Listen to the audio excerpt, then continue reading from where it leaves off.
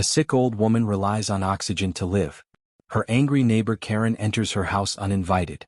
In a moment of rage, Karen cuts the woman's oxygen tube with scissors. She doesn't see the security cameras recording her every move. Now, her cruel act will face justice. Before watching full video, comment below from where you watching. Also like and subscribe for more stories. Sarah Johnson was a 65-year-old woman who had been fighting lung disease for 5 years.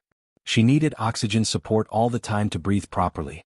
Her son Mark had set up cameras in their home for her safety since he couldn't be there every day. Mark never thought these cameras would capture something so terrible.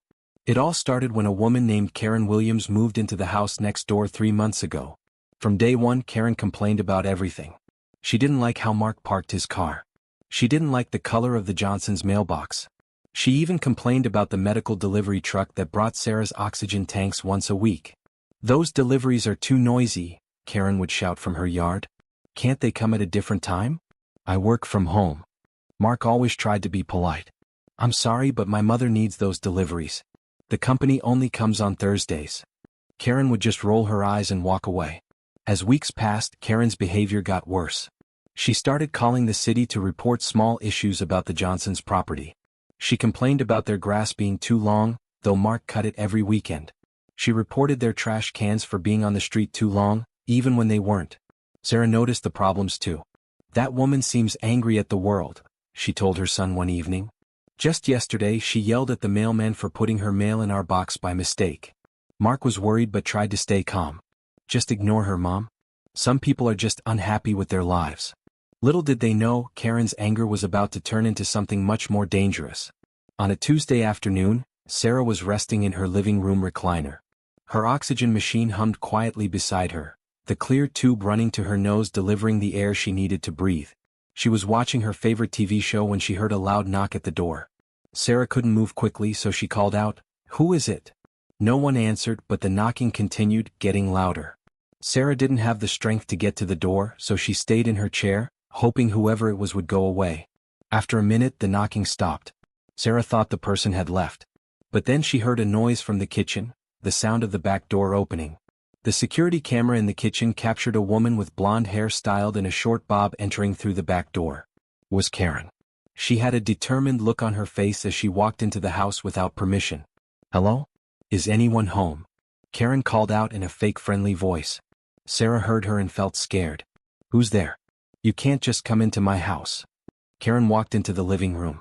The camera there showed her standing with hands on her hips, staring at Sarah. "I've been knocking for ages," Karen said angrily. "Why didn't you answer the door?" Sarah pointed to her oxygen. "I can't move that fast. You need to leave now. This is breaking and entering." Karen laughed. "Oh please, the door was unlocked. I just need to talk to you about your son's car. He's blocking part of my driveway again." Sarah shook her head. "Mark isn't here. Please leave and talk to him when he comes home." Karen didn't leave. Instead, she walked around the room looking at everything.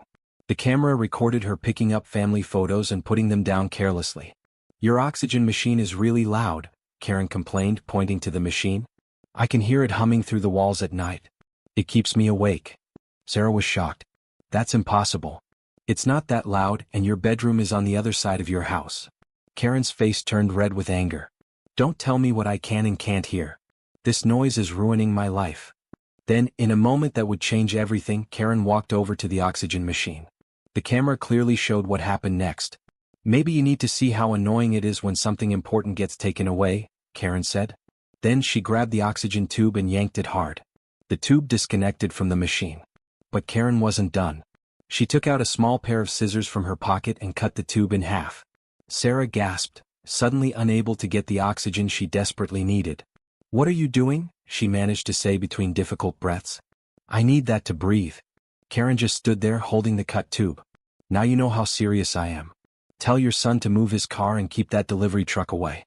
And get a quieter machine." Sarah started to panic. Her chest felt tight and her breathing became very difficult. Her hand reached for her emergency phone on the side table. Seeing this, Karen snapped, "Don't you dare call anyone." She grabbed the phone and threw it across the room. What Karen didn't realize was that the moment she cut the tube, an alarm had been triggered. The oxygen company had installed a safety system that would alert them if Sarah's oxygen flow stopped suddenly. Sarah was struggling to breathe. Her face had turned pale and she was gasping for air. Karen finally seemed to realize what she had done.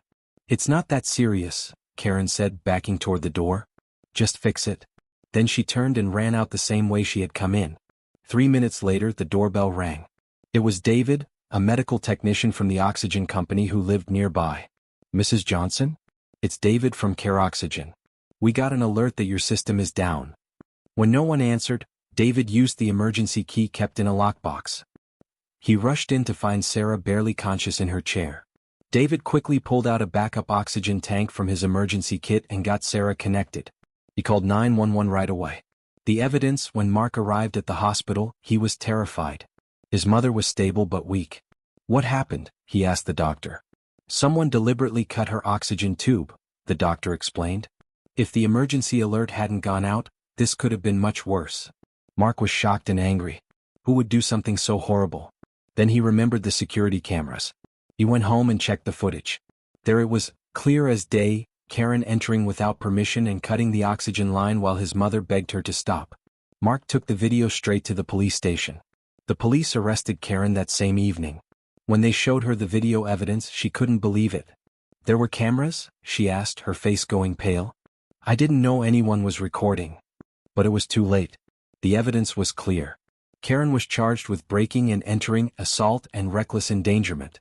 News of the incident spread quickly through the neighborhood and then to local news stations.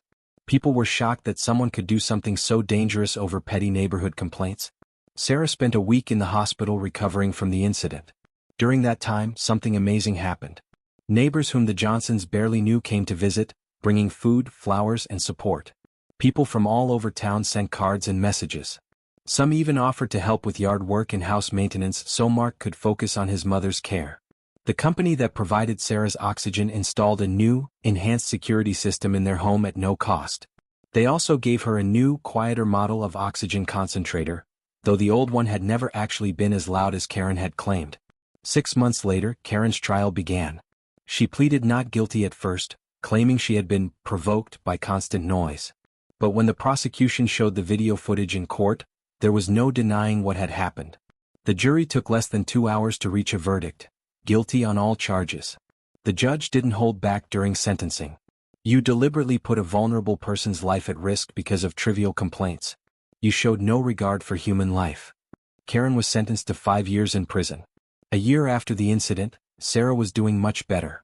The trauma of that day would never fully leave her, but she had found strength she didn't know she had.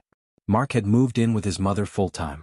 The house next door where Karen had lived was now occupied by a kind retired couple who often brought over homemade cookies. Sarah still needed oxygen support, but she no longer lived in fear.